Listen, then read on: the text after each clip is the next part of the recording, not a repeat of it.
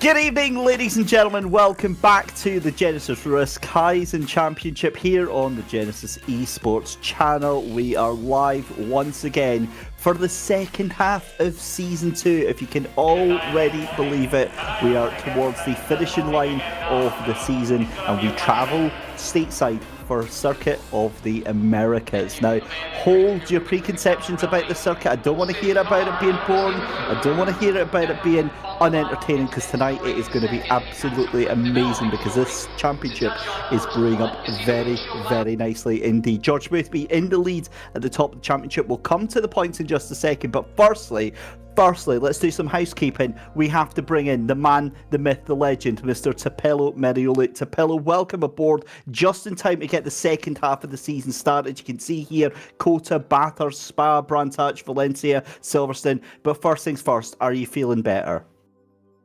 I'm feeling fantastic. I think my body went through a bit of Kaizen itself, so I'm feeling good. I'm ready. The voice is back. I wish I could have done the broadcast with you guys last week, because you wouldn't hear anything coming from my voice. So to be back, I'm happy, I'm healthy. Let's go. Can you give us an impression of what you sounded like last week? Oh, it was just for our audience. There was no sound. There was no sound. If you know who Christopher Walken is, it sounded like I was doing a really, really bad impression. I was sounding like, that's what I really sounded. It was terrible. Brutal. Well, there you go, ladies and gentlemen. You can see down below, my name is Dave Christie. Tapelo Merioli, fantastic to have him back aboard here on the commentary. As always, good evening to you in the chat as well, to Beer Mustaine, Reguladon, to Izzy Forever, Lacing Chrome, and to Farida Adam. And without further ado, let's go and have a look what happened last time out here at Kyalami.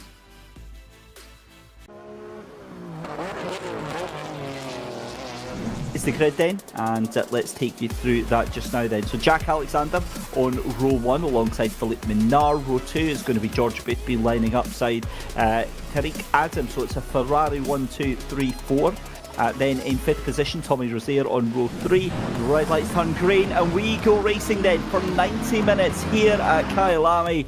Jack Alexander gets the jump then, as you can see 3-4 wide, a little bit further back there. You've got Tommy Rozier trying to sneak up on the inside there. That's going to get into George Boothby there, but everyone does seem to survive. And in there, and Cody Shera also involved. You've also got, I think that might have been Tommy Rozier. Yeah, it is Rozier on the inside there, losing positions hand over fist, getting a little bit fighty with Abe Santima. This is for 12th position, gets the cutback, the Ferrari on the inside of the McLaren, but Santima still holding on, fair enough. Almost going to be contacted as Foch tries to drive around the outside, but this is what happens. This is when uncertainty creeps in between the two of the, oh my god, Roland Stein. What is... Well, not only does that car look a bit mangled, it looks like a modern art masterpiece, that car, to be fair. The non-problematic corner here is, there is some heavy fighting going on in front there. You've got Dennis Vichort here. You've also got, is that White Renier? It is, so Renier's lost the position there. Simone Seminara thinks, I'm going to try and take this, just sends it from last week into the final corner and gets it done. And look at this though. This is a turn up for the books. Remember what we were saying about Sakari Lettering being close to it there. It has absolutely broken away there from Valentin Barriers. Samir Foch now has a little look around the outside into turn 1 on Noah Ader here. So this is getting a little bit fighty as well. Gets the cutback. Beautiful attempt there. But unfortunately that Ferrari, just no room at the end. No way past to wet weather tyres. Right, now this is all starting to kick off now, because have a look at this up the inside. That is going to be Valentin Barrier trying to get a move done on Tommy Rozier. This is the run down through the mineshaft, as that's a send up the inside from Tommy Rozier, and there's contact, and well, I did say it was quiet, so you know, at least that's that part out of the way. And they are going to struggle. There we go, Boothby up the inside then, and that is going to be taking a position there.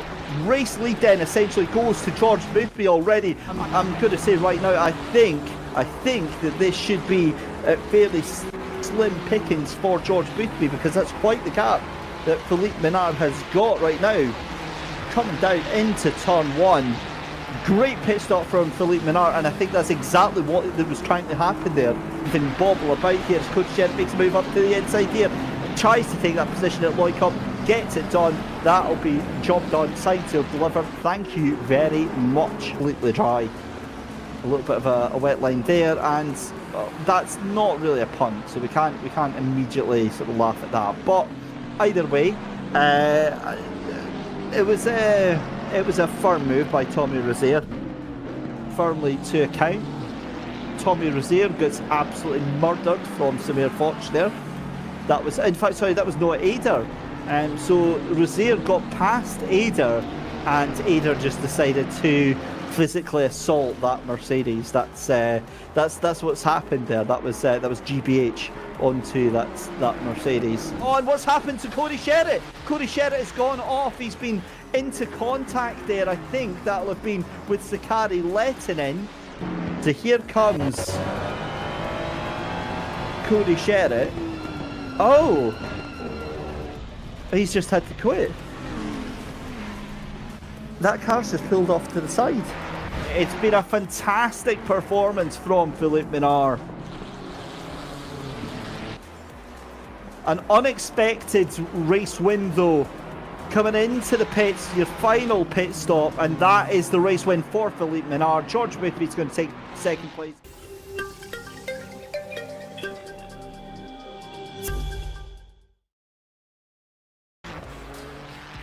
So that brings you up to speed then, ladies and gentlemen, with what happened in the last rounds at Kyalami. But here we are at the tail end of qualifying, and this is the story that has been developing over the last couple of races. It's this man here, Philippe Minard, who won at Kyalami last time round, who has been charging through, making this really late gasp effort here to Pello for the championship against George Boothby. You know, Boothby's down in 6th position. We know what performance and what calibre he's got in the tank for the race itself here, but again, everything's in Philip's in bag for this race here so far.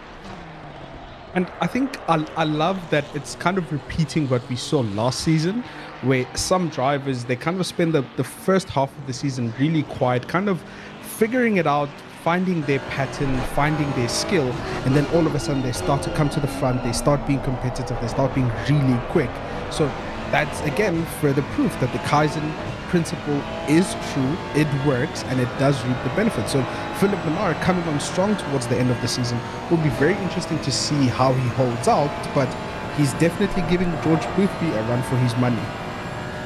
Yeah, certainly is. So qualifying is done and dusted. Final laps are going on just now. We're watching Philip coming through COTA. It's a circuit we haven't even spoken about, the circuit where we are tonight, of course, here. 3.4 miles in the heart of Austin, Texas.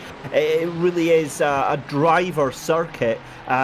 For me, I'm not massively fond of it. It's up there with Paul Ricard in being fairly bland, but certainly as a spectator, and for those watching at home and for us on commentary, it gives us a lot to talk about because there's always action and a lot of drama here.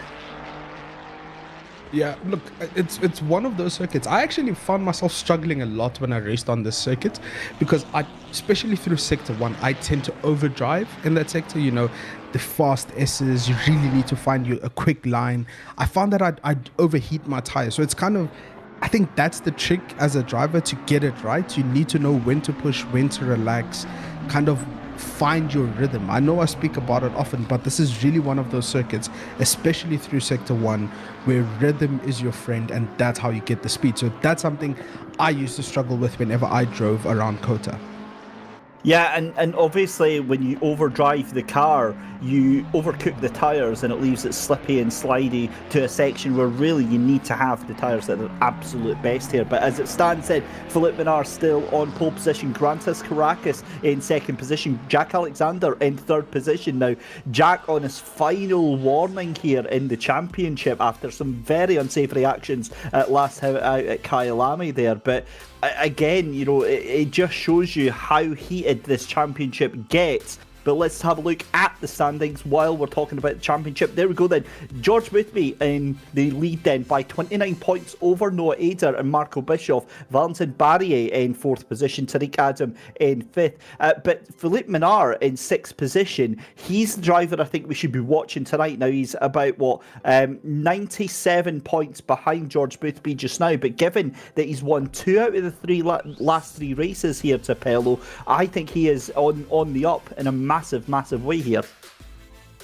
Yeah, look, it's a big gap, and of course George Boothby tends to be very consistent. Even if he's not probably in the front, he will still get points.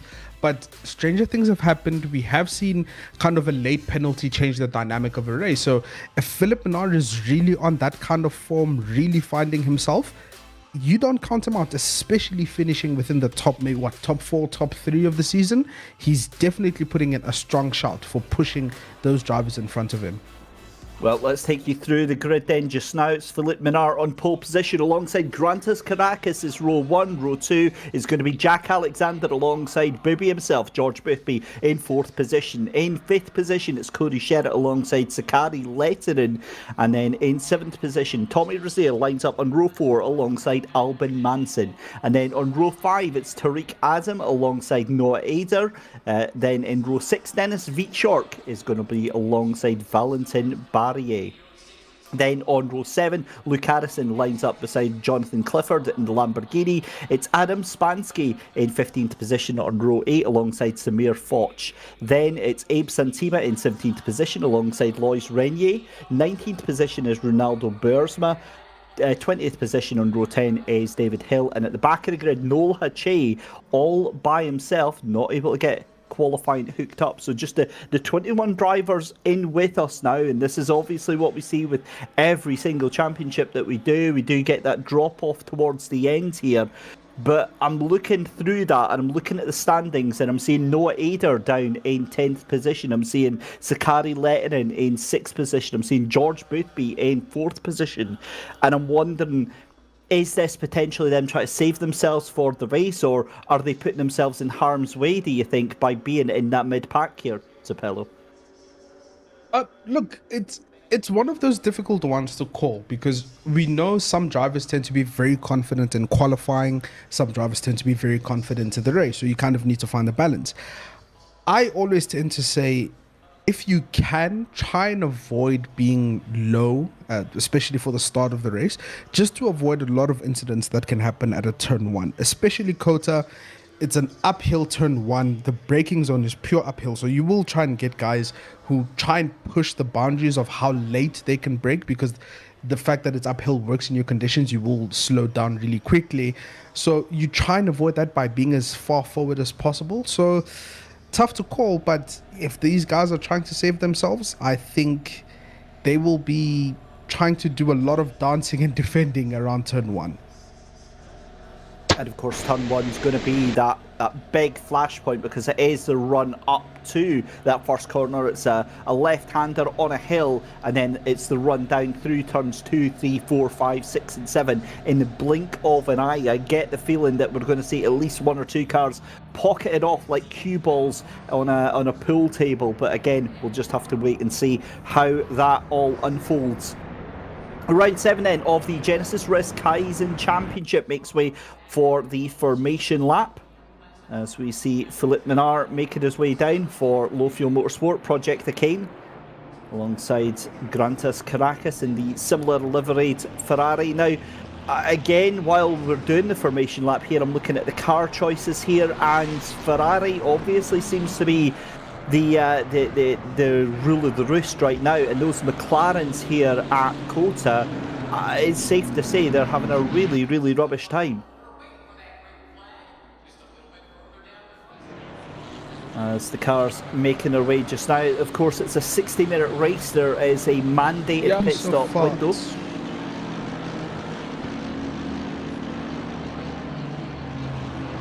I think we've lost Tapello there very slightly. Oh, there we go, Tapello. Sorry, there we go. Yes, Gremlins, I'm coming back. I'm back. I was about to say, just judging by what we've had so far this season, I'm actually not surprised to see the Ferraris doing well around COTA. And I think their advantage is in Sector 1, because we've seen the Ferraris are very good at mid-corner rotation, braking. So they might make up a lot of the time in Sector 1. Sector 2 should be the strong point for the McLarens, but I don't think they can make up the deficit that they're going to lose in Sector 1. Yeah, it's a fantastic point. That 296 GT3 really does have the legs and has been a firm favourite since it was introduced. Again, got to show some love to Sakari Lehtinen for being the sole Honda out there, and just fantastic to see that Honda, or rather the Acura NSX, being competitive again, being right up there at the sharp end, and seeing some marks that were maybe long gone and kind of forgotten about. Mercedes obviously kind of not having too much of a showing. You've got then Clifford in the sole Lamborghini down there in 14th position, and Valentin Barry in the only Aston Martin, the Hymo Setups liveried car, if I remember rightly, down there in 13.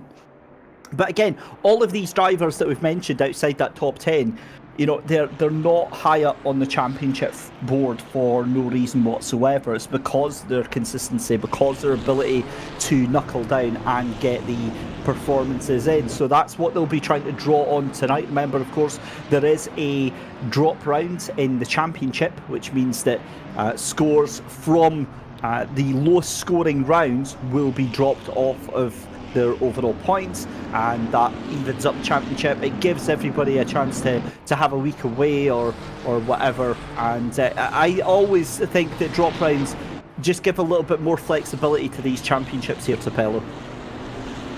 Yeah, I think it's one of those, because as we've mentioned, so many things happen. For example, I had my drop round last week, man flu had the best of me, so such things happen, and you're right, it just allows drivers to be there when they really can be there, and it just allows, like you're saying, that greater level of flexibility, and it brings a lot of structure. And what I do tend to like is, despite the drop round, drivers tend to be really, really competitive. So you will find that even some drivers, their drop round is actually a good round for someone else. So that is a very good thing to see. Yeah, that's what they're all going to have to factor in as 21 cars come out of the final corner at COTA for the 7th round of the Genisus Risk Kaizen Championship. Dave Christie here on commentary alongside my good man Tapello Merioli, bringing you all of the action here on the Genesis Esports YouTube channel as we go green for racing in just a couple of seconds time. There we go. I always almost get caught out with that because it's almost as they get to the finish line, but it's just a little bit after that. So there you go, Philippe Minard straight up into turn 1. Krantz Caracas tries to go on the inside but gets caught out there, has to shuffle back into second position. You've got Jack Alexander there in third as well. Everybody's through safely. A couple of the Genesis Esports cars get a little bit sneaky here as cold tyres start to catch a lot of drivers out there. I think that might have been Luke Addison going wide through 4 and 5 there, but either way it's still a fairly orderly start here to lap number 1. The cars all pretty much in single file. This is what we saw from last week out. There's a lot of the cars deciding to be quite patient with each other here, and you can see there the top 3 of Minard, Caracas and Alexander already starting to get a little bit of a gap away from Boothby, Sherritt and Lehtinen. But yet again, this is something we saw at Kyalami as well. Boothby very happy to, you know, not interest himself, not get himself involved with a fight for the lead. He's more focused about tyres, he's more focused about that strategy, and it usually comes back to him in the end. That's a wild lunge up the inside, and that was almost taking his teammate out there. Jack Alexander went to hit the moon and missed everything in sight there. That could have been an absolute howler for the LFM Project the Cane team.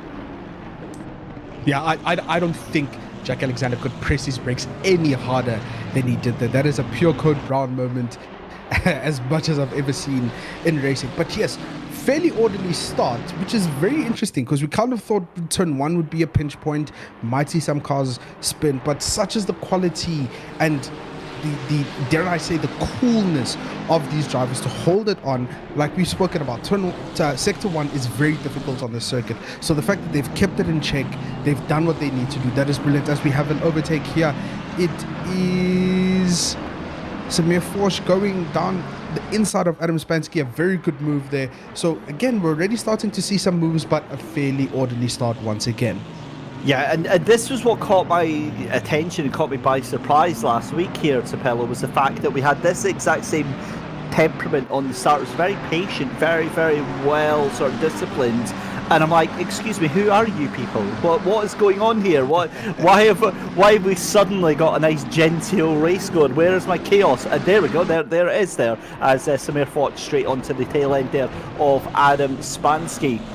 So back to the front then, with Philip Bernard now 0.7 of a second ahead of Grantas Caracas and Jack Alexander. Now, that moment that we saw there from Jack Alexander, that's 100%, you know, watching the car in front and cold brakes, they're a deadly but, you know, common situation for a lot of these drivers here in Assetto Corsa Competizione, where the brakes haven't quite been brought up into temperature, haven't been brought up into their operating range, and you don't get the best performance. So on a hot lap you might be able to do a braking point like that, and he does it again going very, very late into the corner there. In fact, he goes wide and we've got chaos and carnage. So it lasted all of one lap, and there goes Jack Alexander.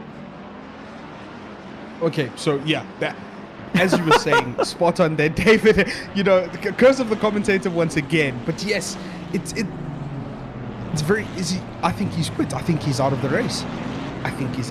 He's gone. Well, we're down to we're down to 20 players. So yeah, there we go. That's Tapello. That's I don't know what to say about that. Yeah, it's one of those weird ones, right? It just seems like it wasn't his corner. He wasn't getting it the way he should. The braking wasn't getting to him. Do we have a bit of contact there? No, we don't. But yes, that tends to happen. You're right. Focusing on the car in front, you start to lose focus on your braking point, and then you trying to kind of catch the car as it gets away from you. So that becomes a very difficult thing to get right. But as we see here, the Aston Martin of Valentin Barrier being the widest car on circuit right now, kind of holding up a few cars. Let's see how they go through turn one. Fairly straightforward, but Valentin Barrier just putting his car directly in the middle of the racing line, making it difficult for drivers to go either to his outside or inside. So showing very, very good race IQ. And like you're saying, David, the fact that the temperament has changed so far, let's just see. I have replay coming up in my ear, ladies and gentlemen. Have a look at this then. So this is going to be Jack Alexander. Yeah, again, just misses the braking point completely, tries to floor it going back in, tries to rejoin. Yeah, see, I'll be honest, right? And again, this is a personal opinion, ladies and gentlemen. If you're on your last warning, you do not pull that stuff. That was an absolutely blatant. I mean, yes, fair enough. You've got to get rid. There was no. Yeah, you saw what you saw there. I don't get it. I really, really do not understand the mentality sometimes of, you know, some of these drivers in the well. I can't really say it about this championship because we've not really had that sort of moment as Dennis Beatshark fires it up the inside of Adam Spansky, and well, I mean that was slightly firm, that was slightly a little bit more aggressive than we've seen all season from Mr. Beatshark, but yeah, he got away with it. But yeah, like with that, part of me's thinking, well, you know, that was you know, very unfortunate for Jack, but part of me also, if I'm honest, thought, was there ever an actual genuine intention to get back onto the track? Yeah, and you know, we spoke about it so much throughout the beginning part of the season, first 3 rounds, especially when we had a lot of drivers coming in for their first few races, that in racing you have to learn so many things, especially let's just say a race control incident between cars 5 and 325 on lap 1, 15-second time penalty to car 5 for causing a collision. So that is a 15-second penalty for Ronaldo Bursma, who's currently in P19. So that just made their race so much longer. But as is the case with the Kaizen Championship, it's all about learning. Take that penalty, put it in the back of your mind, try to do as best a job as you can do in this race. But as I was saying, David, you know, when you're racing, you have to learn so many things, and it's not only when your car's on circuit, but when your car goes off. Rejoining is just as important as staying on circuit, because you have to do it in a safe way without endangering, in quotation marks there, ladies and gentlemen, are the drivers. So there is a lot to learn, and seeing incidents like that, it's where you have to question how much these drivers are putting focus into those fine minutiae of racing. Yeah, of course. And of course, Jack was involved in a very, very heated controversy at the end of Kyalami last time out, where he crossed the line and immediately stopped in the racing line. And at least 2 other cars were caught up in heavy contact after the finish of the race. And what we have to remember is, a lot of these drivers couldn't be using very expensive, very powerful sim racing equipment, and that sort of stuff. I've seen it before on iRacing, where I've had teammates that have been injured with stuff like that, cars going full steam into one another at the end of the race. And it's all fun and games when you've got like a little light powered wheel, but yeah, it's not fun when you've got a direct drive. Either way, it comes back to that whole Kaizen principle, doesn't it? It's that whole iterate, execute, review, improve, just keep cycling through, keep getting better. And well, let's hope that that Jack hasn't used all of his lives, and we do get to see him in the rest of the championship. Also got to say a big shout out, thanks to Gareth Hawkins actually for pointing this out, but got to say a big thank you to Denise Pope for the fantastic Genisus esports liveries. Of course, we know Denise very well from our Wild Things racing outfit, and all of the amazing graphic design work that she's done. She's worked for SimGrid, and I think she's even done some UI work. She was recently credited this week with some UI work for the brand new Le Mans Unlimited game. That's the Le Mans Ultimate, sorry, that's come out. So a huge thank you to Denise for that one, and they look absolutely fantastic. Meanwhile, back to Caracas chasing down your race leader. Now, the question here for me is, given that was contact, I believe that was George Boothby that Jack hit on the way back in. Does that car have damage, I wonder, because he's 2 seconds off the pace at the moment, or do you think he's maybe just waiting and being very, very patient there? I don't have an answer for you, David, because it's so difficult, right? We've seen how good these drivers tend to be in the second half of the race. They've kind of figured out their strategy. They've kind of figured out how they want to go about the race. So it is very tough to judge. Look, it's a bit of a gap, and I am tempted to say there's a bit of damage there, but I want to give it a few more laps just to see how it turns out. But looking at the front, well, not currently on screen, as we have contact in the rear of the Ferrari. Oh, held it well there, almost swiped another driver trying to control that car and hold it. So yes, again, the infamous turn 12, you miss your braking point, you're focusing on the car in front and you miss your braking point, and unfortunately you tend to use the car in front as a braking barrier. So a bit of contact, nothing too hectic there, but I'm sure the stewards will be keeping an eye, and they will have a few choice words to say about that, David. Yeah, I think that, well, talking of these stewards here, Tapello, I love one of the perks that we get as commentators is we get to see the race control sheet as the stewards are filling it out, so that obviously our broadcaster can get all the graphics made up and things like that. And I love, there was one of them, I'm not going to go too deep into this, but there was one of them that literally said nose to booty. I've never seen that before in my life. Obviously, the front end of the car hit the tail end, but I've never seen it in a race being called the booty. I'm just trying to think of what car offhand could be described as having a booty here. I'm not sure if we even want to get down into that conversation. Well, I'll tell you what.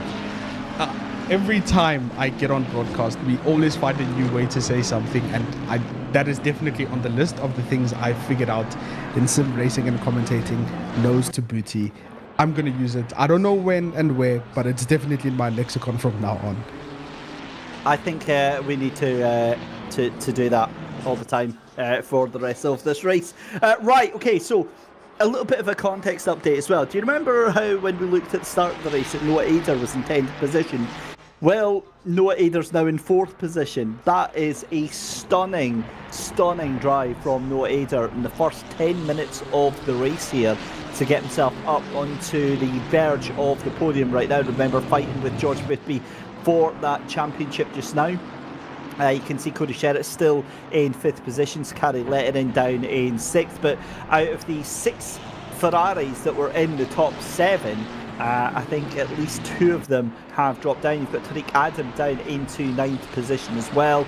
Unfortunately, though, the McLarens don't seem to be able to make that move up or make any of that time back here.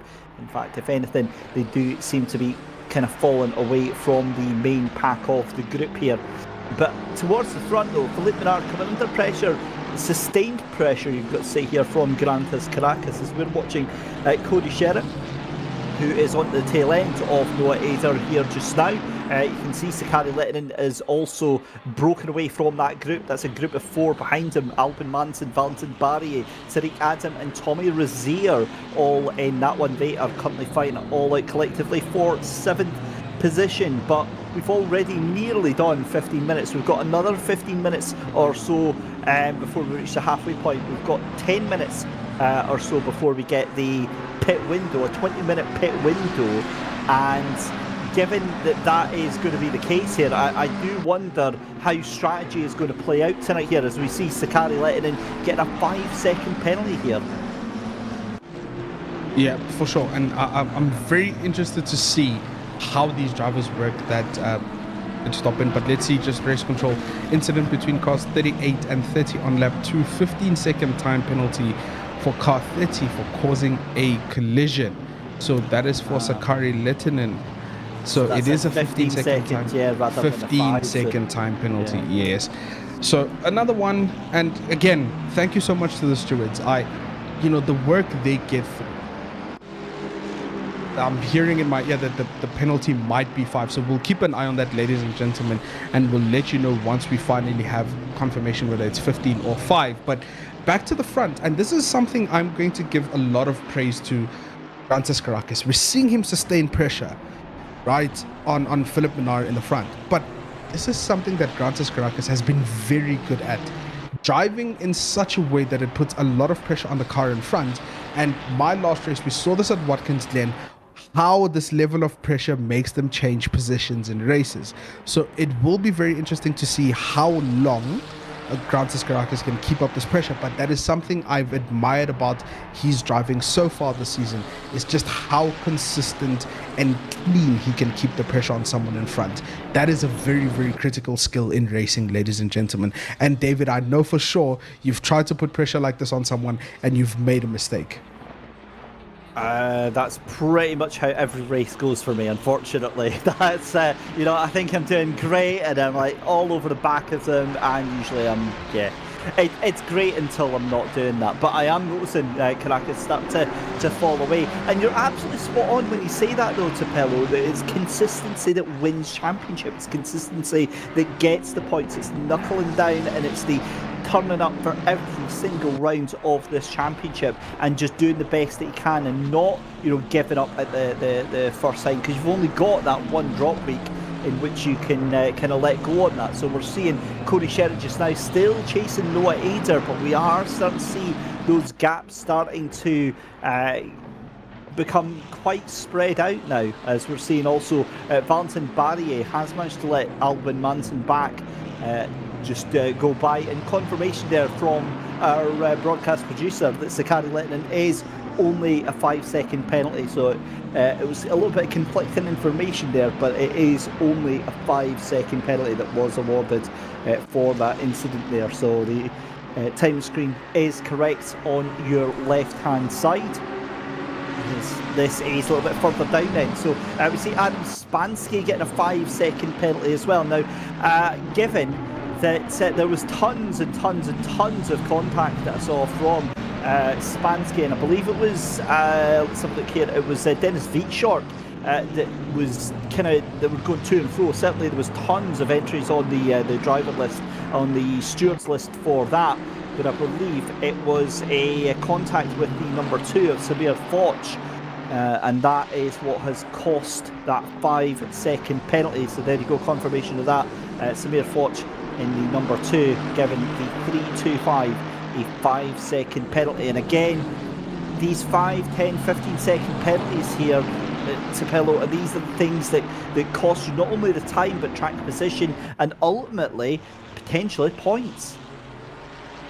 Most definitely. And I think you know, one of the difficult things about racing when you have a penalty is it changes your mindset. It changes how you want to go about the race.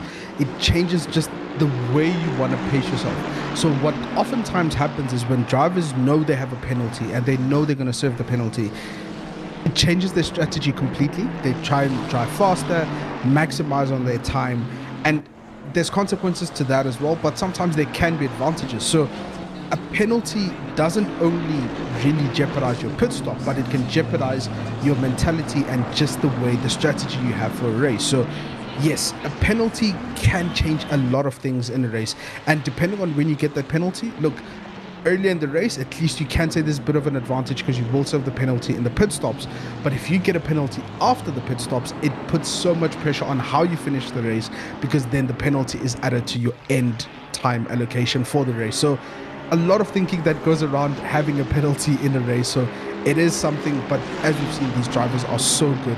They can drive at that pressure, they do the math, and they know how to do about it. As we see Valentin Barrier trying to go for a move on Tariq Adam. Very nice on the brakes, and the Aston Martin looked very solid coming down into the brakes. A bit of elbows out there, but Tariq Adam coming back down the inside. He should have this position. But again, these drivers' elbows out, a bit of aggression, so at least we're seeing that bit of conservative attitude being thrown to the side for a bit, and a bit of aggression by these drivers, David.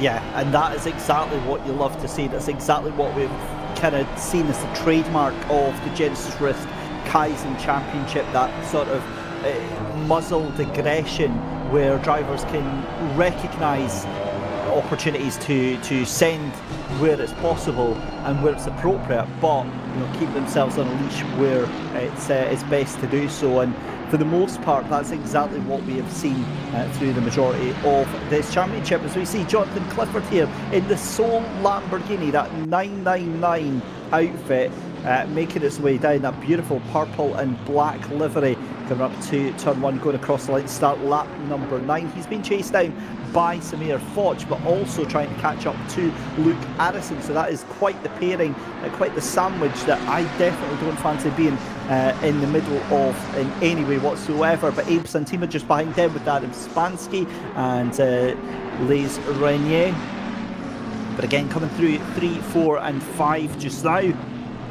And other than a couple of incidents though in the first 20 minutes here, this has been a remarkably enjoyable race, I think, for the drivers. They've certainly been able to get their teeth into all of this action that's been going on here, and given that we've completely split apart the field now, I think first to the back of the field, first to Hill, is around about 25 seconds, but we're back on board with the fight for the lead. Then pit window is now open, so that is a 20-minute pit window in which they have to come in and serve a pit stop.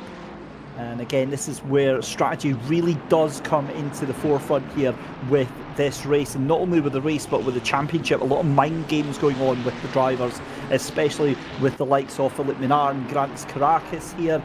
When one blinks, does the other blink? Do they try and go for the overcut? Does one try and go for the undercut? Usually this season what we've seen is that the overcut is very, very powerful. So if you can distract your opponent into going in earlier, then what we've normally seen is if you're able to stay out on the track, stay out a little bit later, maybe take on a little bit less fuel, then you usually as a net end up in a higher position than if you go in early. Yeah, most definitely. It's again, it's the math that these drivers do. And as we were looking at the front there between Philippe Minard and Grantis Caracas, 2 Ferraris, all the Ferrari Formula 1 jokes were starting to rattle in my brain about, do we pit and Xavi's just going to be like, we're checking. Again, I love motorsport, and I tend to watch a lot of motorsport, so the jokes are always there. But yes, very critical. The overcut has been superb so far this season. Superb in how it's worked for drivers, how they've made it work, and how they can drive with it. So we will see a lot of drivers won't take the pit window within the first 5 minutes. They'll look towards the end, and that is them trying to maximize on that overcut on their arrival. So keep an eye out on when someone pulls the trigger and heads into the pit window.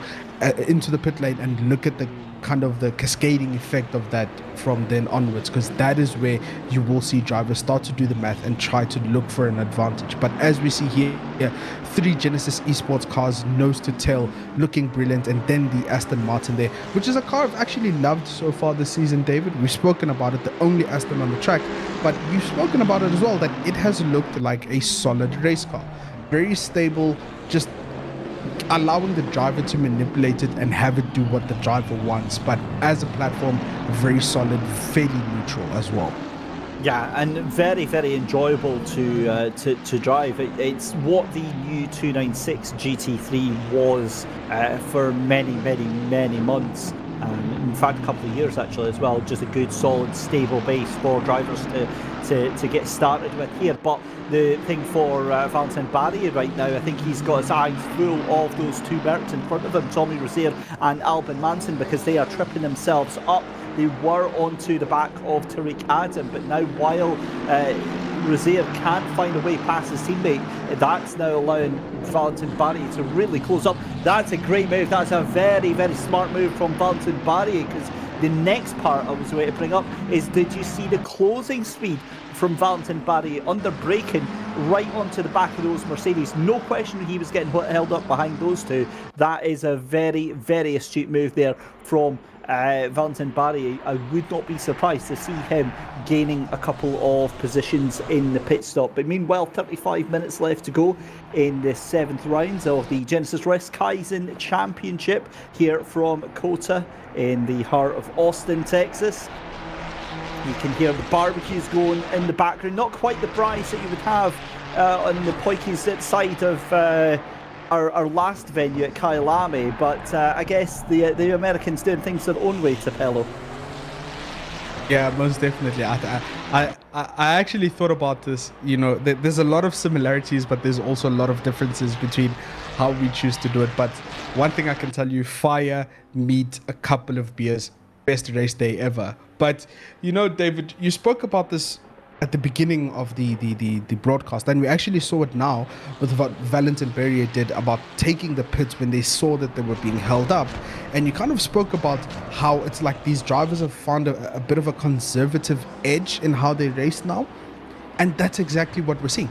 It's the Kaizen Championship. These drivers have gotten so good at race management, at race IQ, at knowing when to push, knowing, just reading the race and being so aware of what drivers around them are doing, that through lack of a better word, it actually makes the race seem boring.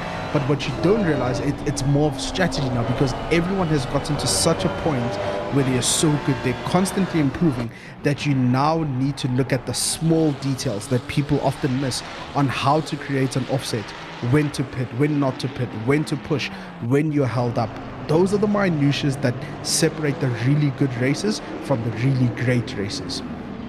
Yeah, certainly is. So 5 minutes into the pit window, and the great racers have decided to pop into pits. Noah Ader, Tariq Adam, Albin Manson, Adam Spansky all roll into pit lane, as that is going to cost them dearly. I think Adam Spansky and Ronaldo Boersma both in having to serve those extra time penalties that they get. But here is Valentin Barry. So let's keep an idea on where that car is just now. Now that's coming through, I believe, the second half of the circuit. So we're already through into 14 and 15 at the moment. This is going to be through and then running up into 16, this long looping right-hander. And again through towards into 19 as well.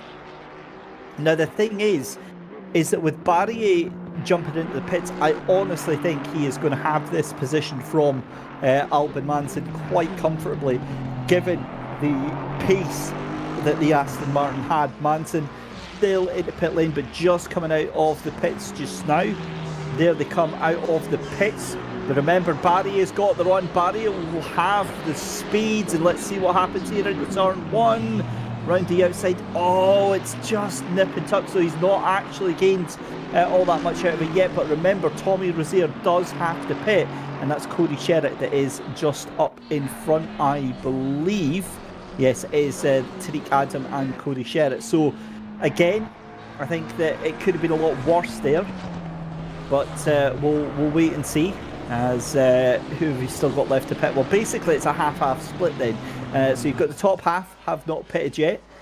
Philippe Minard, Grantis Caracas, George Boothby now bringing that gap down, your race leader into pit lane. But George Boothby, remember, he was dropping off to around about 2.5 seconds. He's brought that gap down to Pello now. It's just 1.3 seconds behind Grantis Caracas. Yeah, he looks to have found kind of a constant pace that he's happy to drive at, and it's just keeping him in touch with the guys in front. But you're right, Valentin Barry, we kind of see there the advantage of the overcut. So the cars that stayed on track a bit longer, not really surrendering position because of the pit stop. So again, a key consideration in strategy, when to take the pit, how to run it, as we see more cars coming into the pit lane. But very, very interesting to see how this final 30 minutes will pan out, because then we know once those pit stops are done, it is really now a sprint race. It is all about pushing. You throw caution to the wind. There's no need to be conservative. You now push to the end and try and maximize on finishing position and ultimately the points gathered for this race. Now here's a wonder that I've got as well, is George Boothby. I wonder if he now has decided to turn on the taps instead in terms of the power, given that a race leader has went into the pits. So we're seeing that Philippe Minard has come out of pit lane, but I wonder if that means that George Boothby is going to decide to kind of light it up and try and get that overcut done. But the problem with that is that he's still got Grantis Caracas that's still in front of him. But the longer they stay out, the less fuel that they have to take, which means that the lighter the car will be, and also the less time that they spend on pit lane in their pit box. But 11 minutes left to go in the pit window, 31 minutes left to go in the race here. And this is a fascinating little fight here. We've got absolutely no idea which way this is going to go. But what I do know is that Philippe Minard is in a very, very strong position to take his third win of the season. But again, at halfway, it's just too early to call. But certainly, yeah, it's a good place to be. And I like the odds right now for Philippe Minard. Yeah, look, I think he's in a very good position, and that will all come down to how well he started the race, stayed out of trouble, had really, really good pace to just try and push from the front and just pull everyone towards them. So that is about as perfect as you'd want to start a race. But I will be very interested in seeing how the longer run will work out for Grantis Caracas and George Boothby, because as we've mentioned and as we've seen this race so far, the overcut can be good. So you might find that even if they do eventually lose the position back to Philippe Minard, but they kind of still very close to such an extent that they are competitive and they are a threat. Or you could get the complete opposite of that, that Philippe Minard, once they go into the pits, they have such a good advantage that they race basically coasting towards the end of this race. This is what I love about racing. This is what I love about strategy. There's so many options on the table. It is very difficult to call. And as much as we love to say that we're commentators, we've got this, we know this, sometimes we get surprised by the things that happen on circuit, and our predictions are literally that we thumbsuck and we hope for the best. Yeah, literally, I just say words and hopefully they make some sort of sense to Pello. That's usually my my kind of theory, and it's worked so far. It's doing well so far. So we'll see how long it goes, as Cody Sherritt is still all over the back of Noah Ader. Now this battle has been going on for at least the last 7 laps here, and still no signs of abating as Loic Renier comes out of pit lane. He'll jump back down outside the top 10 as Cody Sherritt makes his way through the first half of the circuit. This is on the run down through to that tight left-hander at turn 11. And again, while they're doing that, there comes Grantis Caracas and George Boothby into the pit lane. So we've now, after this, only got 4 cars that still need to pit. 3 cars that still need to pit, because here comes Sakari Lehtinen. This is all we need to watch though. Philippe Minard, I believe, from where he is on the circuit, with George Boothby just going in just now and Grantis Caracas just going in just now, I think this is going to be a very comfortable lead for Philippe Minard. I get the feeling that I need to touch the desk and every other wooden item in the room here, Tapello, just in case I jinx it a little bit. Yeah, and look, I think it's again, we're trying to avoid the curse of the commentator, but I'm with you here, David. I think Philippe Menard had done such a brilliant job in the laps after their pit stop in just trying to maintain that pace, really going, and it helps that they came out and they were in clear air, really no cars near them to kind of obstruct them and keep them from moving. So they've really had good pace, but we'll see here they've started, Grancis Caracas and George Bouvier started moving out of the pit lane, but such is the pace and momentum of Philippe Menard.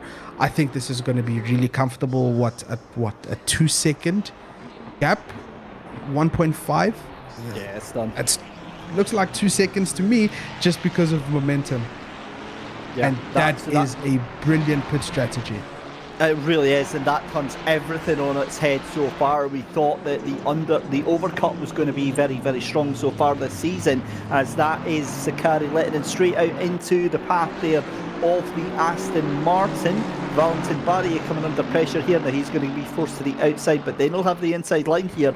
So in the space of a couple of laps, Valentin Barrier has not only got past one of the Mercedes, but he's done the jump on both of them. If you remember, when he came into pit lane, he was behind both Tommy Rozier and Albin Manson, and on pit stop alone, on strategy alone, Valentin Barrier has cleared 2 cars. That is an insane turn up for the books there. A brilliant little venture there for Valentin Barrier. That gets him up to P10 just now, but that might not be for too long, because Valentin Barrier looking very, very focused on taking that position away from him. And that is going to be that in terms of pit stops. Dennis Viekshort and Clifford come into the pit lane. Those were the last 2 cars that needed to have the pit stop. And here comes Valentin Barrier, gets the draft, gets the run, tries to take that Honda around the outside, and such is the poise of that Aston Martin. He's going to cut down to the inside line, and the Honda has to end up giving that position back.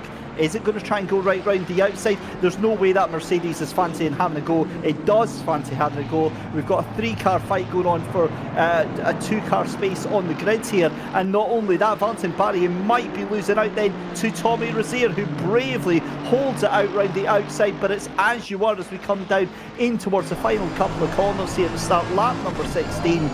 What a run that was there for Sakari Lehtinen, for Valentin Barrier and for Tommy Rozier, all going toe-to-toe here, all living to tell the tale at COTA.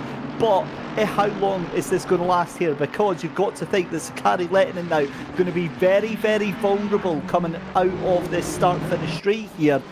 Here comes the Aston Martin. It is so good on the brakes, but again, the Honda just has it, so they're going to have to wait and push on a little bit further here. So that way, I think they also move up into P8 and P9 respectively. Yeah, brilliant racing. The deeper we get into these seasons, the more these drivers understand each other. They have a lot of respect for each other, and we saw that there.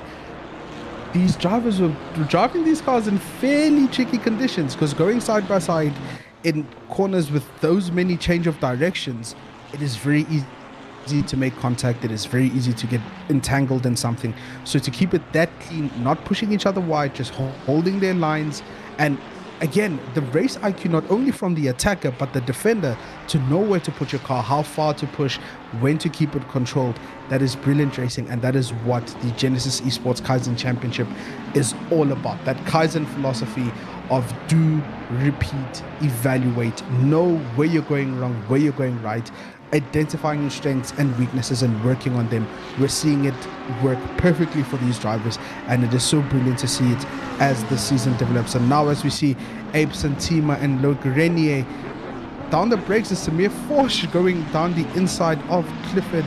The Ferrari versus Lamborghini, the age-old rivalry down in Italy. And as we see Abe Santima getting, is that the overtake? Yes, it is. It is Abe Santima there with the Genisus Esports livery on their McLaren, finally getting the overtake. So took a few corners to set it up, but finally when they did, kept it clean, kept it controlled. That's what we want to see, David. Yeah, it certainly is, and also noticing that Noel Hatchey, you'll remember at the start of the race there, was on the last position on the grid, was in P21, has made his way all the way up to P17, so good little 5.5 car drive there, as we see Cody Sherritt getting past Tariq Adam for position as well. Valentin Barry is still fighting this fight here with Sakari Lettinen, although if we're honest, that Honda does look like it's starting to clear off a little bit. I wonder if the Mercs are now starting to get back into their rhythm. Tommy Rozier fancies a little bit of a fight as our pit window comes to a close. It doesn't really matter because we've had all of our drivers in for a pit stop anyway, but Philippe Minard still leads this race. Grantas Caracas ahead of George Boothby. George Boothby now currently the fastest driver on the track here at COTA. Here is Ronaldo Boersma. This is the fight for 18th and 19th. It's an optimistic look from Boersma, but that is all it is. He moves to one side, and that is it. Now, what I've noticed actually here, we're down to 19 cars. What has happened to Cody Sherritt Tapello? He has disappeared from the scoring, and he's just kind of gone here. Yeah, one of the weird ones, actually, now that you mention it, we got so focused on the battles in front and seeing how the pits were going to turn out that we missed Cody Sherritt dropping out of the race. Not normal. I think this is the first time we've seen Cody Sherritt not finish a race since the first season, so needs some investigating. But yeah, that's a weird one from one of the most consistent drivers and consistent finishers we've seen in this championship so far. So very, very interesting there, and definitely one worth perusing to see what happened with him. Yeah, it certainly is. Right, let's have a quick replay then of what actually happened, because I obviously must have completely missed it here. So this was the fight between the McLaren here, well, the two McLaren, the McLaren and the Ferrari. He's just gone, so he's just disconnected. So I wonder if that is the beat of the UPS and decide to go bye-bye.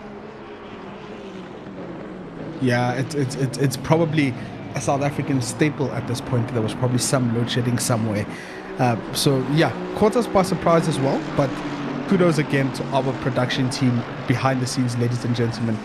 Eyes open, he's spotting everything. So Daniel, again, thank you so much for your trusted input. And as we focus again, Valentin Barrier in the Aston Martin. You're right, David. Seems like the Honda of Sakari Lettinen, not Acura, because we're in America, we're calling it Acura. Seems like they've got their pace finally, and they've managed to pull away, so that leaves Valentin Barrier defending the Mercedes of Tommy Rozier. So again, they've usurped positions because of the pit stops, but now it's all down to how well Valentin Barrier can defend. And I think in this kind of situation, you just want to maximize your pace. So look forward and keep going instead of putting all your attention on what the car behind is doing.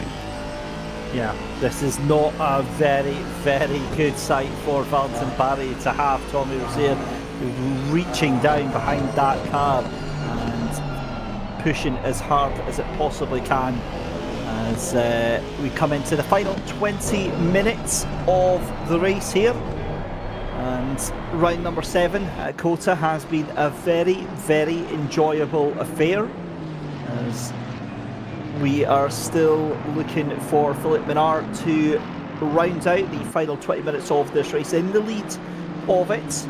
Grantas Caracas still in second place. Now, the question has to be asked about George Boothby in third position there. Again, is he just waiting, holding on to some tyres just now? Is he maybe just not enjoying this circuit? Because what we've noticed is in the past 2 races, both Kyalami and here, where we've seen George Boothby in previous rounds be absolutely dominant, it's just not really happened. Boothby has been kind of held to account, and he hasn't been on that top step here to Pello, and it does make me wonder about how open the rest of this season and how open the rest of this championship is actually going to be. Yeah, and dare I say, if it really is that George Booth is not feeling that comfortable with his current setup and not feeling that comfortable at the current stage of the season, then that is an extreme change of fortunes, as you see Philippe Menard kind of picking up form and looking really, really good as a competitive driver who's able to convert great qualifying to a great race result.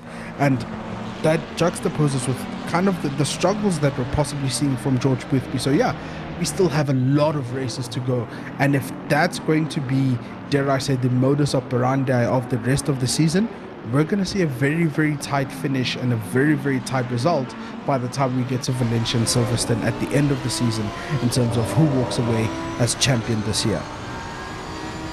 Well, that is all to come over the next couple of weeks, ladies and gentlemen. Remember, keep it locked on the Genisus Esports channel over the next couple of weeks to find that out, as Jonathan Clifford making a move on to Luke Addison into what is going to be turn number 13 and 14, I believe, as they are making their way through the tail end of the circuit. And again, what we're seeing now is all of these gaps opening up, all of these little pockets opening up. But what I have noticed is that as soon as I've asked that question of George Boothby, he's answered in style, brought that gap down to 0.7 of a second to Grantas Caracas is now half a second. So here we go, George Boothby has decided with 20 minutes to go, that's the time to light the afterburners, and can we see a challenge for the lead? But here comes Tommy Rozier with perhaps his best chance to get back at Valentin Barry out of the final corner, down the start finish straight there. He's got the toe of that Aston Martin, but it doesn't mean all that much because the Aston Martin is so devastatingly fast in a straight line. Gets through turn one, he's going to have to think a little bit better of it. But my question now is about George Boothby, as Lois Renier has a drive-through penalty. That is going to be for track limits, very easy to do here. But it's all about George Boothby now. Is he going to make a move onto Grantas Caracas? That car has closed right up. Remember, it was nearly a second and a half away from Grantas Caracas here. And I don't think that it's Caracas falling away. I think it is literally just Boothby is now into an extra gear here. Yeah, I think we're seeing, I don't think dominance is the right word, but we're seeing that attitude that George Boothby has, where everything just starts to work right in his favor. The strategy works for him, the race pace works for him, the car works, the balance works, and then we see George Boothby come alive. It was a bit puzzling, like I said, beginning of the race. It's very tricky to see George Boothby kind of meandering mid-pack and just trying to see where they are. And as we kind of questioned, was there some damage on the car? Whatever happened to that car, right now that Ferrari is alive, and it is putting a lot of pressure on the Ferrari of Grantas Caracas. But as we move away from the challenge in front, we focus again once more on the battle between Valentin Berrier and Tommy Rozier, the Mercedes versus the Aston Martin. And so far, again, Valentin Berrier is doing a really good job of making that Aston as wide as possible, just placing it on the right part of the circuit. But you have to say, David, right now, as this race progresses, Tommy Rozier is looking as the faster car, and all it's going to take is a bit of a hint, a bit of a sniff, a bit of a gap, and you have to say that Tommy Rozier might be pulling away if they can just get this move done on Valentin Berrier, who's making it as difficult as possible to get the overtake done. I 100% agree with you. The problem for me in that is, watching how Valentin Barrier has driven through this race here, and how, he's known exactly where to place the car at exactly the right time. I think that's a tall order, and it's how hard do you want to fight, given that it is for 7th and 8th position. It's still a healthy amount of points here, but again, it's how much are these cars willing to risk? How much are these cars willing to fight? That's what we're going to have to keep an eye on here, because we're down now at the final 15 minutes of the race. This is always the point in the race here where I say, if you're 3-4 seconds behind the car and you're not gaining, that's it. Just chill, take your position. You're going to be absolutely fine. But if it's like this, then you absolutely do keep going right until the end here, because you never know what's the amount of times we've seen a lock up of the brakes, or the car going wide at a certain corner, and suddenly it loses 1-2 positions. Whereas the likes of Noah Ader, who is 9 seconds back behind the top 3, yeah, that's not going to happen. His main worry is Tariq Adam behind him, as we're watching Ronaldo Boersma here. He is behind Lois Renier, who has just come out after serving his drive-through penalty, ahead of David Hill as well. So this is the fight for 17th, 18th and 19th position. But crucially, it's still a fight. It's still a battle that is going on in these dying embers of the 7th round of the Genisus Risk Kaizen Championship. And well, it was a 3-way battle. It's now a 2-way battle, because David Hill, unfortunately, has slid that car right into the barrier. Some significant damage on the right-hand side. You can see the scuff paint on that. That's what a Assetto Corsa Competizione does to signal that your car is damaged. I wonder how he is going to enjoy driving that car. I bet that is a bit of a handful just now. Meanwhile, back up for this fight for P7 and P8. I can't help feeling that at the moment, at the current pace, as much as Tommy Rozier is absolutely the faster driver, I don't think pace alone is enough to get past Valentin Barrier. Yeah, for sure. And you know, when you're watching this kind of situation, you cannot help but have the words of the late great Murray Walker singing in your ears, in that catching is one thing, but passing is another. And you're right there, David. It's not just about pace. If you want to get that overtake, you need to put a different level of amount of pressure. You need to force the driver in front of you to some sort of mistake, and that's where you'll find your advantage. So with Valentin Barrier driving so brilliantly, so neutral, you have to wonder whether that mistake will come. And that is the same situation we're seeing here between George Boothby and Grantis Caracas. George Boothby gets really close, but then you have to wonder, where can they get the move done? Where do they have the strength or the advantage over Grantis Caracas? Because Grantis Caracas keeps it stable. But worth noting as well, and I've been keeping tabs on this gap, the gap to Philippe Menard from Grantis Caracas has been decreasing lap by lap fairly slightly. There's still 2.5 seconds, but the gap was 3.8 at one point, and I saw it go down to 3.5. So that just shows that the pressure that George Boothby has put on Grantis Caracas has forced Grantis to go faster and ultimately put some level of pressure on Philippe Menard. So these final 10 minutes will be very, very interesting to see how this podium finish turns out. Will it be that Grantis Caracas gets closer to Philippe Menard, or will George Boothby finally get the overtake and sit in P2? But this will be interesting for the final 10 minutes. Yeah, I am wondering if it's a bit of pace management, and this is all the wonderful juxtapositions that we get to do while we watch the end of this race here, is, you know, coming up with storylines and trying to give some sort of context here. So we're watching Dennis Fietschork, and that is going to be up the inside. Is Dennis Fietschork into Albin Manson? That is going to be position possibly not taken, because Manson has the inside line for turn number 2, and they get to go at it yet again for the remainder of the lap here. So again, we're now coming to a crescendo here with a lot of the battles here. Tariq Adam now fighting Sakari Lehtinen, Valentin Barrier having to defend against Tommy Rozier, Albin Manson having to fight off Dennis Fietschork. Again, just the one position that's at stake for all of these different battles here. Luke Addison is fighting off Clifford as well, 0.2 of a second there. Grantis Caracas fighting off Boothby. So again, it might look like just one position, but that one position is still a hell of a lot of points when it comes to this championship. And given that we're already on to round 7 of 12 now, every single point in this championship absolutely matters. It's nothing worse than we'll come back to that in a second. As Sakari letting it sends up the inside, takes that position away from Tariq Adam, and that was very respectful from Tariq Adam as well. He knew the game was up, and Sakari just absolutely sent it up on the inside there.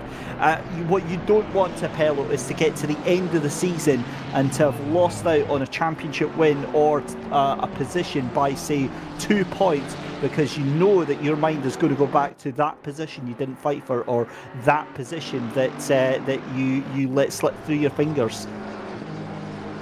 Yeah, most definitely. And I think that's the beauty of racing over a whole season, is that you have moments at the season where you the result, you could have done things differently. But the key thing, and this is something I love saying this, my sister has heard it so many times, she'll tell you she hates it at this time. Hindsight is 20.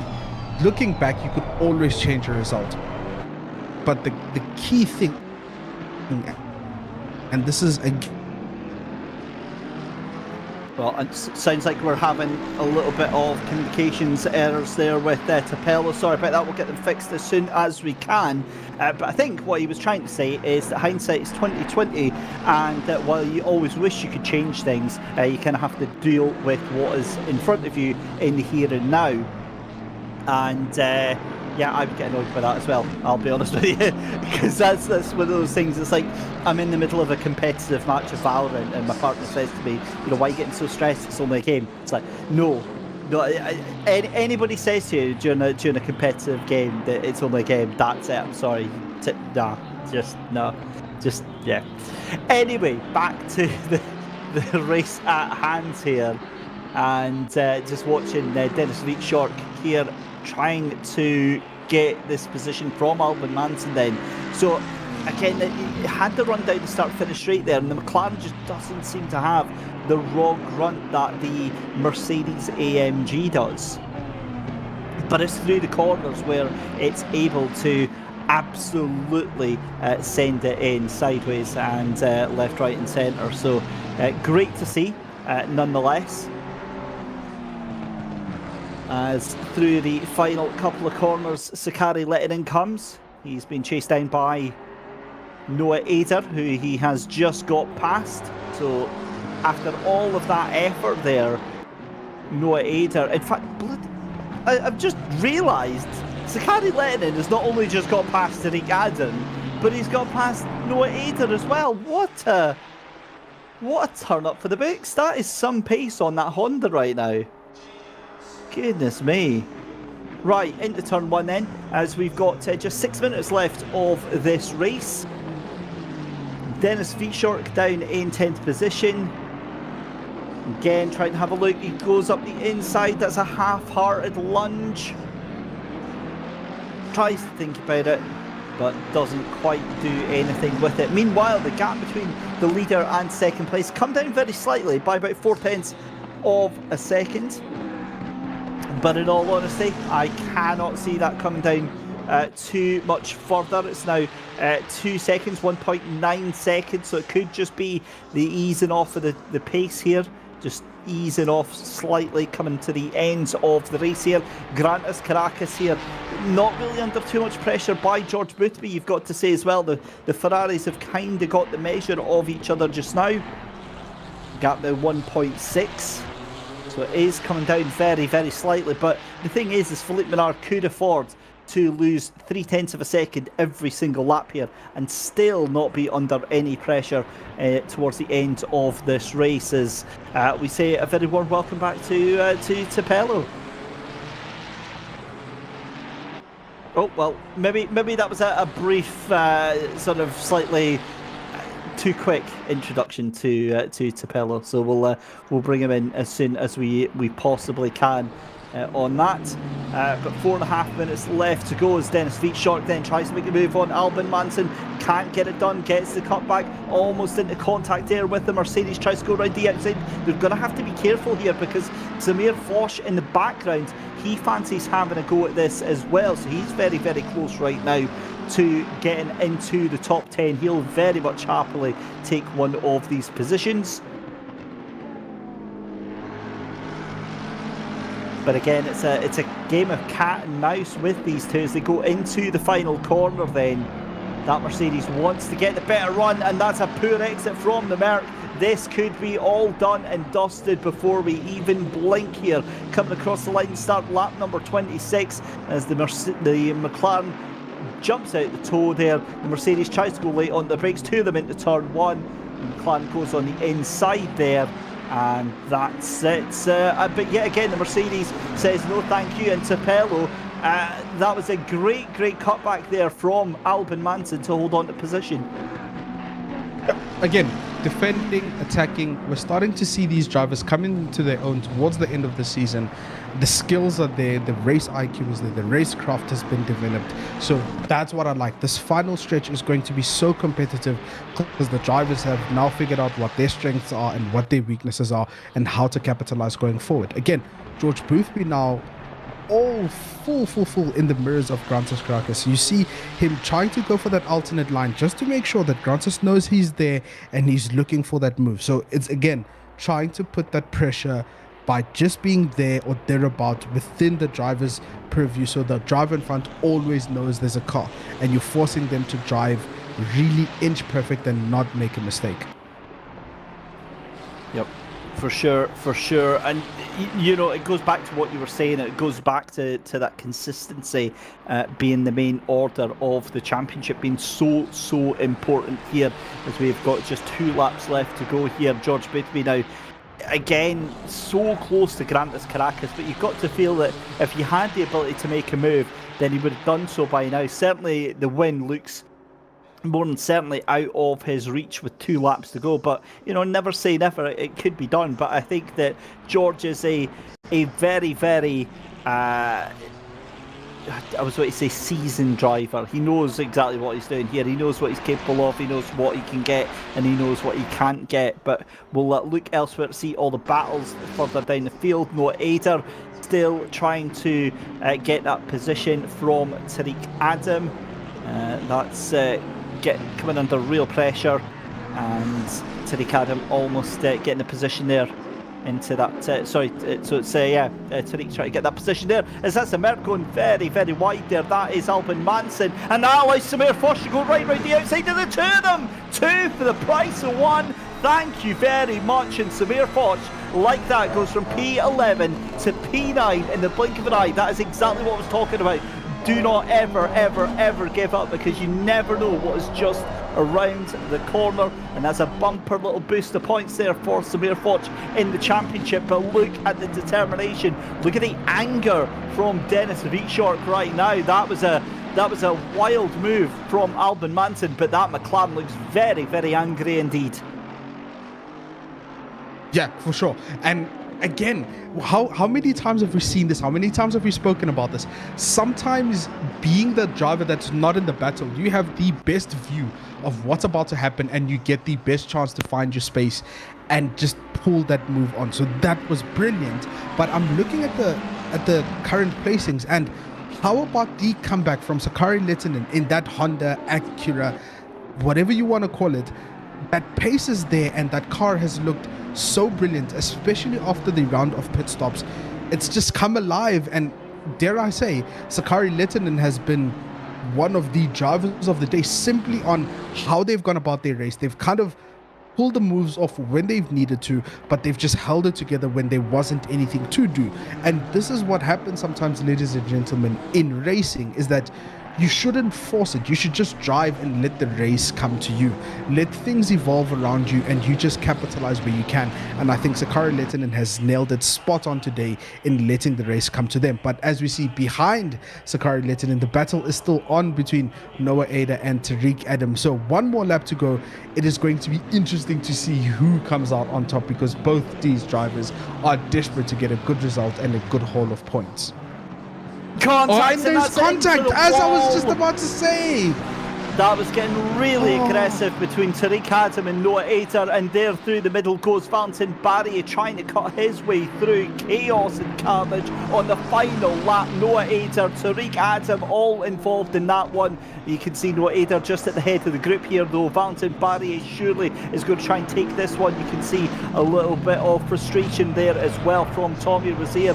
what is happening though with Samir Foch and Dennis Vietschork as well. So much chaos kicking off in this final part of the race. The gap now between first and second down to 1.2 seconds. I still think it's too close, so it's too far apart for anything to happen here, but stranger things have happened. But it is all about Valentin Barry. He is on the cusp of getting P5 right now as we are going through the final couple of corners. The leaders are going through 12 and 13 right now. There is Philippe Minard. He's just got 3 corners left to go. This has been another exemplary race here. But here we go, move up the inside then. There goes Noah Ater trying to hold on for Valentin Barry. Barry with a stern defence of that position there. Tries to take the inside line, battle the late breakers there. And that's going to be the Mercedes up the inside as well. Tommy Rozier takes that position. And Noah Ater left out to dry here. This is getting very sketchy. Indeed, contact! And there goes Valentin Barry down to the bottom of the group. But back to leaders, Philippe Minard comes across the line to win here at round 7. Grantas Caracas in second position. George Boothby finishes in third. Oh my days, what a battle going on here, Tavello. Yeah, it looks like we had nothing, and then everything. Cars came alive. We saw contact, we saw mistakes, and these drivers are, again, a sign of desperation, trying to get as good a finish as they can, as good a haul of points as they can. And looks like Tariq Adam held on to P6 in that melee between those 4 cars. So, interesting turn of events. Again, it's not over until it is officially over and you've crossed the finish line and everything is stopped, because that can tend to happen where things change, drivers make mistakes, there's contact. So there is a lot. But ladies and gentlemen, please remember in chat, we do have the driver of the day poll, and it's going to be difficult. My choice, I think I have to give it to Philippe Minard, just how dominant they've been, how good they are. But everyone has an opinion. Everyone has something they look forward to. David, who do you have on your list? Well, I've got to be honest, I would say Noah Ater. Philippe Minard had a stellar run today. But for me, Noah Ater with that recovery drive, he started in P10, got himself all the way up through the field. By far was one of our biggest movers through the race there. Just a fantastic performance. So for me, it's a difficult one. I mean, yes, Philippe Minard, brilliant win, but starting on pole position, I think that I would have to give that to Noah Ater. What I do love is the fact that our race control document has just went absolutely berserk on that final lap, as you can understand, as some big incidents going on that final lap here. Some decisions coming in thick and fast here, and I'm just trying to find out which ones that is actually going to affect, the 72 and the 46. So that is Valentin Barry and the 46, which is Noah Ader. So that is on the final lap there. That's a 10-second penalty to the 46. So that's Noah Ader getting a 10-second penalty. Gutted. Right, let's do some post-race interviews. Let's bring in Philippe Minard to have a very quick chat with. Philippe, congratulations. That was a lights to flag victory there. But you weren't really put under too much pressure today. Yeah, kept my nose clean. Had a very clean stint one, obviously with Grantas a wall behind me, and if being the lead car always puts you at a disadvantage with tires. So I had that in mind, try to keep my tires in the window, not push too hard the first few laps. So obviously I saw George's lap times in stint one was a bit concerning, but yeah, I kept that in mind, kept my nose clean, had a clean race, and yeah. Now, obviously, the Ferrari's very strong here at COTA. Another brilliant performance for yourself. And that's your third win now in the past, 4 or 5 races that we've had here. A real late resurgence for yourself, Philippe. Do you think you've got what it takes to bring yourself into title contention in the final 4 rounds? Oh, we'll see. Time will tell, But that would be great. But, I enjoy this racing. I obviously I'm very aware that I might not be in the championship, so I'm just taking this as experience along for the ride. Excellent stuff. Well, anybody that you'd like to say thank you to tonight? Not necessarily. Maybe my manager for this ridiculous setup I'm driving on. It's probably one of the best handling setups I've driven on, and it's thanks to Fred. So yeah. Excellent stuff. Well, listen, Philip, congratulations on the race win. Congratulations to the team, and we'll see you next time out. All right, thanks. Cheers, guys. Excellent stuff. So, Philip Menard, then your race winner, and again, to Pella, I believe that you've got certain Mr. George Boothby to have a chat with. Yeah, once again, George Boothby. Brilliant racing. We saw that car come alive in that final stint of the race. How was it for you?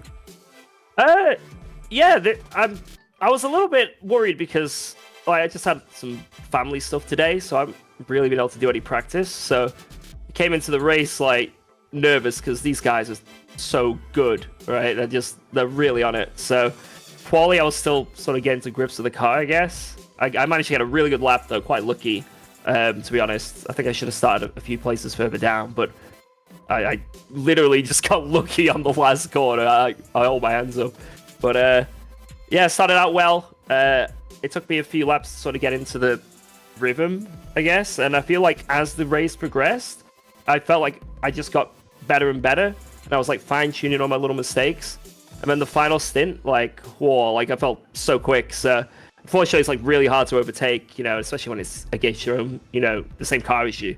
So tried to see what I could do, but tried to put a bit of pressure on Grantus, but he didn't crack. He's an amazing driver, so I expected nothing less. And fair play to Minar as well. Again, really, really fast. He's doing really, really well these last few rounds. But yeah, I'm a little bit disappointed I couldn't practice enough, but I'm still really happy with the result considering. Yeah, look, I love the fact that you're so humble that you can give praise to other drivers, but let's be honest, you are leading the championship and by some margin, but I have to ask you, how do you feel about the remaining rounds considering how tough the challenge has been and we're seeing the rise of Philip Minar and Grantas Caracas? Do you feel that confident that you can repeat your wins from last season and seal the championship going forward? Well, that's the thing, right? It's all about the championship at the end of the day. Everyone wants to win the races, and you can be the champion of the day, but I'm always thinking long term. How's it gonna be at the end of the season? And I know that all the Ferrari drivers around me have either had to miss a round or they've had a few bad rounds, so they've used up their drop rounds already. So, I know that if I just stay with them, I don't need to take these risks.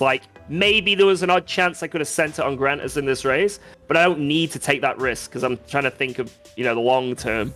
So, yeah, I mean, I want to win. Everyone wants to win, but if it means I have to concede a place or two each race and it means the championship overall, that's what I'm more focused on.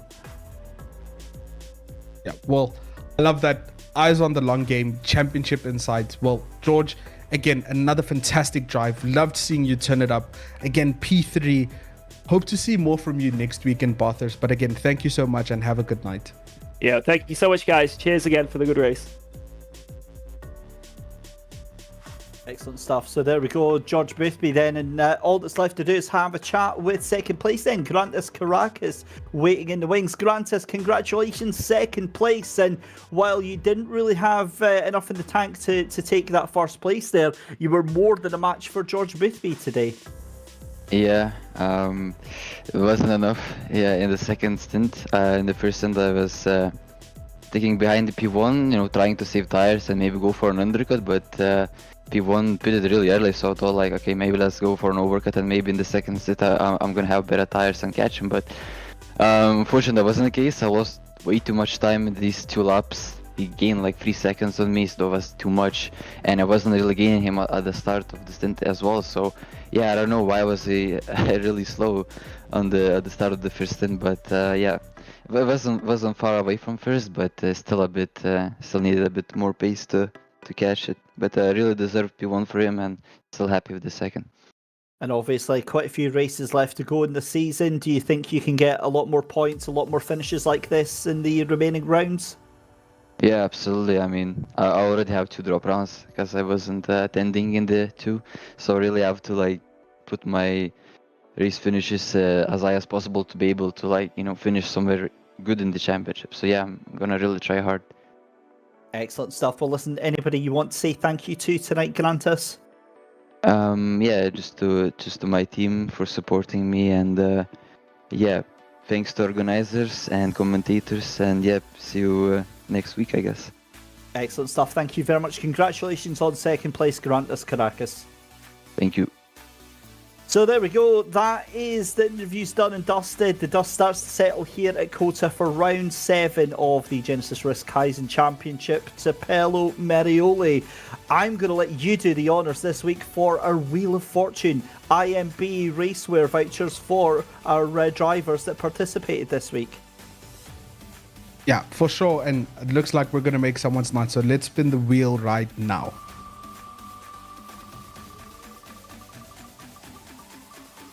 Let's see who's getting lucky. It is Dennis Vichok who will get the IMB racewear voucher for tonight.